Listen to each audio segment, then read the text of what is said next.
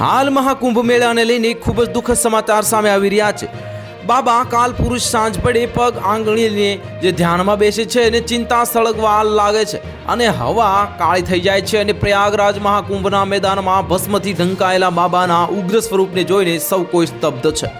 તેના હાથમાં માનવ ખોપરી છે। તે માત્ર દેખાડો કરવા માટે નથી, પરંતુ તેમના પાણી પીવા માટેનું એક પાત્ર પણ છે। તે ઘણા દાયકાઓથી તેનો સાથી છે। હિમાલયમાં ધ્યાનને કારણે તેમનો અવાજ ઊંડો અને બની ગયો છે અને ગંભીર અવાજમાં તે કહે છે, માણસ જે ભૂલી જાય છે તે નદી યાદ રાખે છે। જ્યારે ગંગા રડે છે ત્યારે તેના આંસુ ધરતી પર પડે છે। તે પહેલેથી જ શરૂ થઈ ગયું છે અને તેમની ઉંમર 95 વર્ષની છે। તેઓ બાબા કાલ પુરુષના નામથી પ્રખ્યાત છે। કુંભમાં આવનાર સૌથી વૃદ્ધ વ્યક્તિ આ અઘોરી સાધુ છે। ઉપર આપેલ વર્ણન તેમનું છે અને અઘોરીઓને સન્માનની નજરે જોવામાં આવે છે, જેમની તેમને કડક તપસ્યા અને સચોટ આગાહીઓ માટે જાણીતા છે। જ્યારે કુંભમાં ઘણા સાધુઓ વ્યક્તિગત મુક્તિ પર ભાર મૂકે છે, ત્યારે અઘોરી સમાજના સામૂહિક ભાગ્ય વિશે વાત કરે છે। બાબા કાલ પુરુષ મેદાન તરફ ઇશારો કરીને કહે છે કે હું છેલ્લા 7 મહાકુંભમાં આવ્યો છું।